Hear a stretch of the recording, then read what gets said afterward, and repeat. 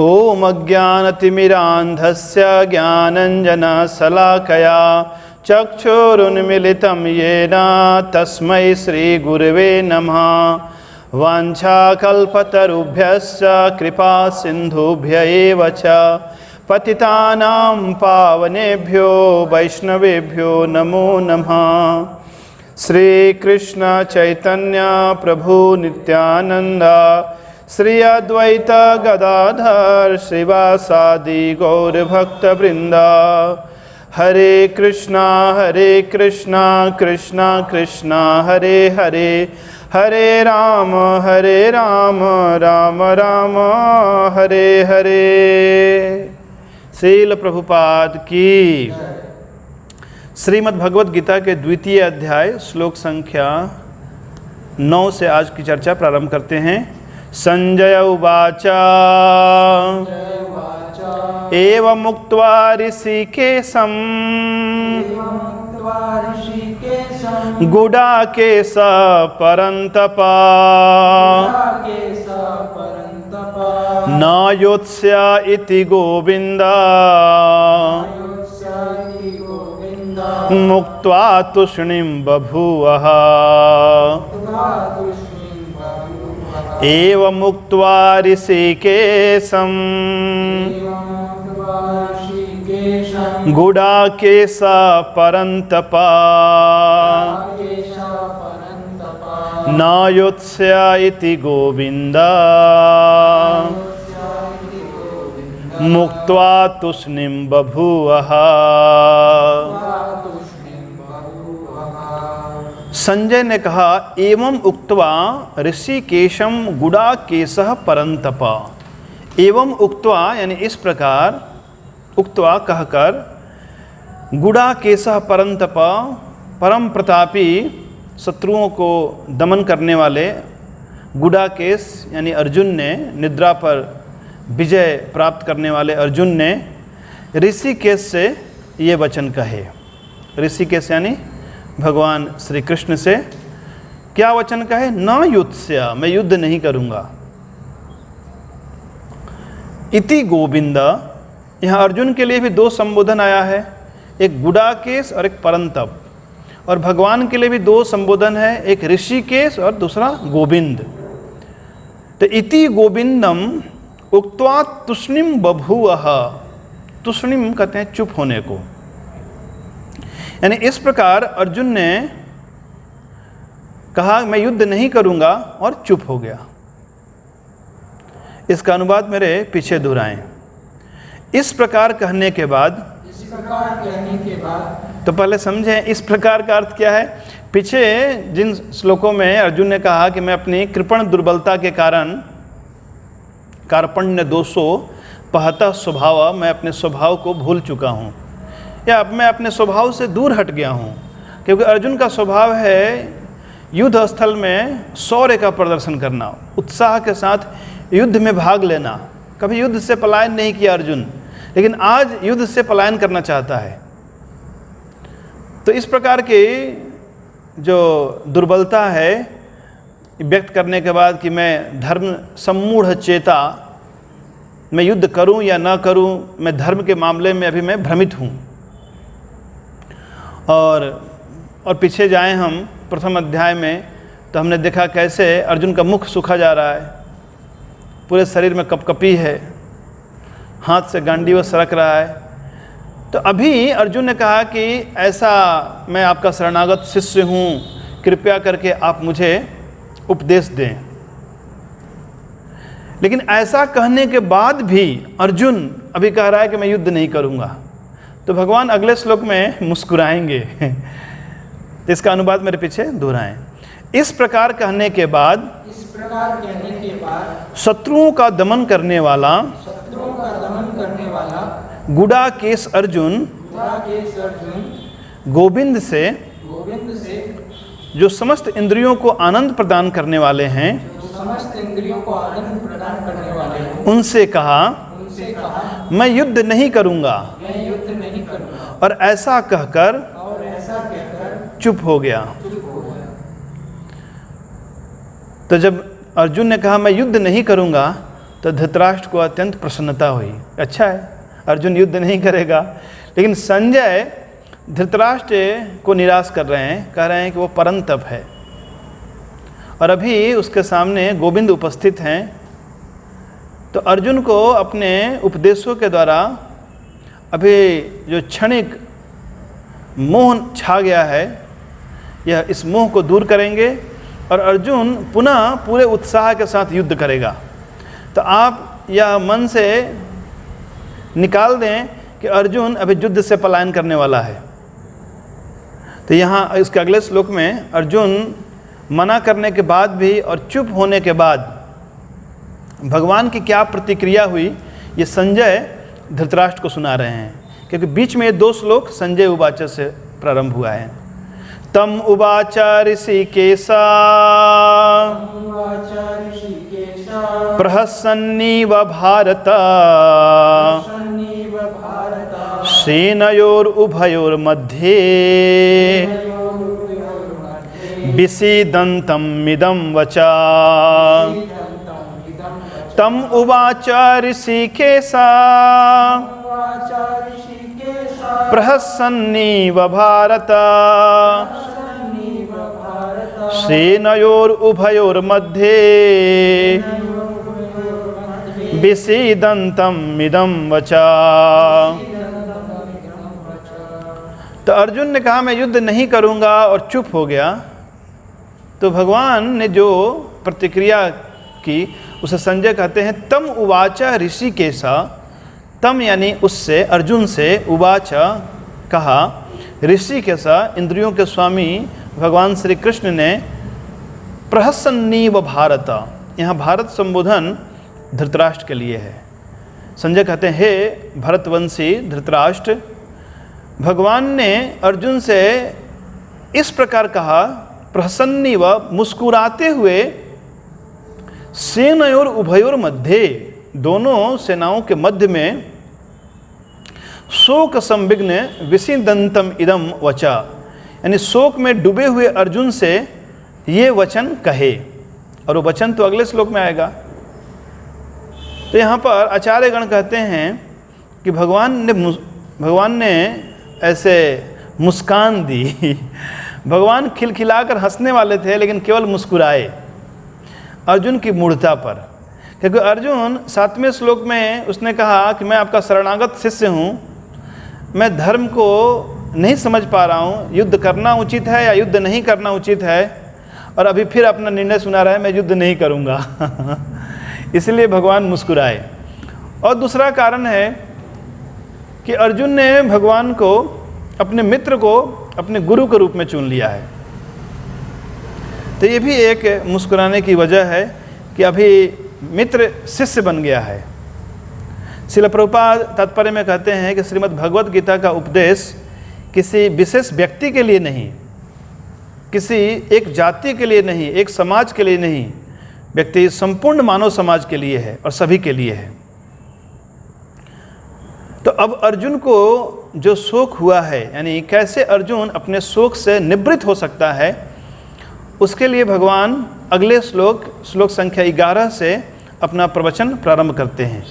तो एक प्रकार से हम कह सकते हैं कि जो भगवत गीता का जो उपदेश है, भगवान का जो उपदेश है, वो इस श्लोक से प्रारंभ होता है।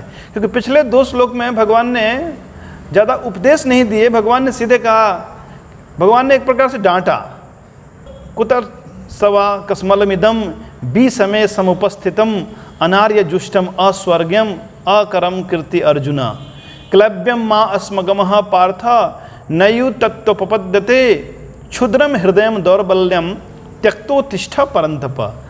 तो भगवान ने कोई उपदेश नहीं दिया। भगवान ने कहा कि तुम्हारे अंदर क्षुद्र दुर्बलता कहाँ से आई, तुम ऐसे नपुंसकता को प्राप्त मत हो, खड़े होकर युद्ध करो। लेकिन अब भगवान अर्जुन की जो मूल समस्या है, यानी कि जड़ पे प्रहार करते हैं, क्योंकि समस्त समस्याओं की जड़ है आत्मज्ञान का अभाव। तो भगवान एक कुशल चिकित्सक के रूप में अगला श्लोक का प्रवचन करते हैं। श्री भगवान उवाच अशोच्यान अनुशोचस्त्वम प्रज्ञावादांश्च भाससे गतासून अगतासूयंश्च नानुशोचन्ति पंडिता। श्री भगवानुवाच अशोच्यान अनुशोचस्त्वं प्रज्ञावदांश्च भाससे गतासून अगतासूयंश्च नानुशोचन्ति पंडिता। श्री भगवान ने कहा अशोच्यान, अशोच्यान यानी जो शोक करने के योग्य नहीं है, यानी जिनके लिए शोक नहीं करना चाहिए। अनुशोचस्तुम, तुम यानी तुम उनके लिए निरंतर शोक कर रहे हो, अनु शब्द लगने से बारंबार, और शोचस्तुम, सोच यानी कि तुम शोक कर रहे हो, यानी जिस विषय में शोक नहीं करना चाहिए उनके लिए तुम शोक कर रहे हो। प्रज्ञावादांश्च भाससे, लेकिन बातें तुम प्रज्ञावादान विद्वान की तरह पांडित्यपूर्ण भाससे भाषण कर रहे हो, बोल रहे हो। गता सुन, सुन कहते हैं प्राण को, गता यानी चला गया, जिनके प्राण चले गए हैं।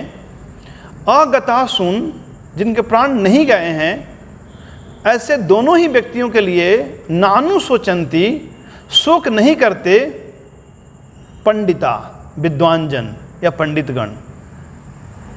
तो भगवान कहते हैं कि जिनके लिए तुम्हें शोक नहीं करना चाहिए उनके लिए तुम शोक कर रहे हो, लेकिन विद्वान की तरह बोल रहे हो। इसका अर्थ क्या है? विद्वान नहीं हो। जैसे मानो यदि कोई व्यक्ति ऐसा आचरण करे तो कोई कहे तुम साधु की तरह व्यवहार कर रहे हो, इसका क्या आशय है? वो साधु नहीं है। ऐसे ही भगवान कह रहे हैं तुम विद्वान की तरह बोल रहे हो, इसका अर्थ तुम विद्वान नहीं हो। क्योंकि जो वास्तविक विद्वान हैं वे न तो जीवित के लिए शोक करते हैं और न मृत के लिए शोक करते हैं। तो भगवान समझ गए कि अर्जुन की जो अभी मूल समस्या है मोह और शोक, ये केवल और केवल आत्मज्ञान से दूर हो सकता है। यानी अर्जुन अपने स्वजनों को जीवित देखना चाहता है। एक प्रकार से अर्जुन अपने स्वजनों के शरीर की रक्षा करना चाहता है। तो मोह के कारण अभी देहात्म बुद्धि से ग्रस्त है। तो भगवान यही बात बताना चाहते हैं कि जो शरीर है वो नश्वर है, शरीर विनाशी है और आत्मा अविनाशी है। तो चाहे तुम इस शरीर को मारो या ना मारो, ये शरीर नित्य काल तक रहने वाला नहीं है। यानी कि शरीर को बचाया नहीं जा सकता, चाहे तुम कितना भी रो, और आत्मा को मारा नहीं जा सकता। तो शरीर के लिए शोक करना मूर्खता है, क्योंकि शरीर हमेशा रहने वाला नहीं, और आत्मा के लिए शोक का कोई प्रश्न ही नहीं है कि आत्मा अमर है, अजर है। तो तुम विद्वान की तरह बातें कर रहे हो, पर विद्वान व्यक्ति का सबसे प्रथम लक्षण यह है कि न तो वे जीवित व्यक्ति के लिए शोक करते हैं और न मृत व्यक्ति के लिए शोक करते हैं, क्योंकि शोक का मूल कारण है मोह, आसक्ति। क्योंकि आसक्त होने से व्यक्ति सुखों को पकड़ना चाहता है। जैसे मानो कोई व्यक्ति किसी वस्तु से आसक्त हो गया, अब उस वस्तु को पकड़ लिया उसने, लेकिन वस्तुएं तो एक दिन नष्ट हो जाएंगी, लेकिन उस आसक्ति के कारण वो दुख पाता है। इसलिए कहते हैं मोहग्रस्त व्यक्ति के लिए जो आसक्ति है उसका मूल्य के रूप में उसे दुख, संताप, शोक और भय की कीमत चुकानी पड़ती है। इसलिए यदि कोई व्यक्ति इस संसार में सुखी होना चाहता है तो उसको यस्यैव श्रूयमाणायाम कृष्ण परम पूर्व से भक्तिर उत्पद्यते पुंसाम शोक मोह भयापह। भगवान की भक्ति करने से, आत्म तत्व का ज्ञान होने से व्यक्ति शोक, मोह और भय से मुक्त हो जाता है। अभी अर्जुन मोहग्रस्त होने के कारण अपने आप को शरीर मानकर और अपने स्वजनों के प्रति आसक्त हो गया है और स्वजनों को सुख पहुंचाना चाहता है। पाप कर्म समझता है युद्ध को, धर्म रूपी युद्ध को करना पाप पुण्य समझता है। और पंडित की तरह बातें करता है कि युद्ध करने से पाप होगा, युद्ध करने से कुल का विनाश होगा, अधर्म होगा, ये होगा, वो होगा। और इस प्रकार से भगवान की एक प्रकार से अभी उसने अवज्ञा की, क्योंकि भगवान ने 2 श्लोक में कहा कि तुम उठो और युद्ध करो। फिर अर्जुन समझा कि नहीं, मैं अपने इस उलझन को मैं स्वयं दूर नहीं कर पाऊंगा, तो फिर वो मोह में ही शरणागत भी हो चुका है। यानी मोह में व्यक्ति क्या नहीं बोलता बोल सकता है कि मैं आपका शरणागत शिष्य हूँ, और वही गुरु यदि उसको डांट दें तो बस कभी कभी लोग बोलते हैं कि मैं बहुत पतित हूँ, मैं तुच्छ हूँ, और गुरु यदि बोल दें कि हाँ तुम पतित हो तुम नाकुछ हो, बस वही आखिरी उपदेश होगा उनका, उसके बाद वो फिर दिखाई नहीं देगा। तो मोहग्रस्त व्यक्ति कुछ भी बोलता है, बोल सकता है किसी से मैं आपके बिना जी नहीं सकता, लेकिन अगले ही पल खुशी खुशी आपको छोड़कर चला जाता है। ये मोह के कुछ लक्षण हैं। तो अर्जुन की अभी इस प्रकार की दशा है। यद्यपि अर्जुन शरणागत हुआ है, लेकिन अभी भी उसकी जो धारणा है कि युद्ध करना एक पाप कर्म है, युद्ध नहीं करूँगा, इसलिए भगवान ने सबसे पहले उसके मोह को दूर करने का प्रयास कर रहे हैं। और मोह को दूर करने का एकमात्र तरीका है शरीर और शरीरी में भेद को स्पष्ट समझना, देह और देही के भेद को स्पष्ट समझना। क्योंकि आत्मा को इस संसार का कोई भी दुख और शोक प्रभावित नहीं कर सकता। तो यदि हम दुखी हैं, हम शोकाकुल हैं, तो हमें समझना चाहिए कहीं ना कहीं हम भौतिक चेतना में हैं और संसार से आसक्त हैं। इसका अर्थ कदापि यह नहीं कि भक्त शोक नहीं करते। भक्त एक सीमित मात्रा में शोक करते हैं किसी व्यक्ति के अप्रकट होने से, लेकिन अर्जुन की तरह अपने कर्तव्य से विमुख नहीं होना चाहते। तो शोक की अपनी विशेषता है, एक निश्चित मात्रा में शोक करना। यदि कोई प्रियजन की मृत्यु होती है, अप्रकट होते हैं, लेकिन निरंतर शोकाकुल बने रहना और अपने कर्तव्यों से विमुख हो जाना और जीवन की जो अन्य महत्वपूर्ण जिम्मेवारियां हैं उनका निर्वाह न करना, ये ठीक नहीं है। तो आगे का जो उपदेश है अत्यंत ही गंभीर उपदेश है। आत्म तत्व का विवेचन भगवान ने किया है 11वें श्लोक से लेकर 30वें श्लोक तक। तो इसकी चर्चा हम कल करेंगे। शील प्रभुपाद की।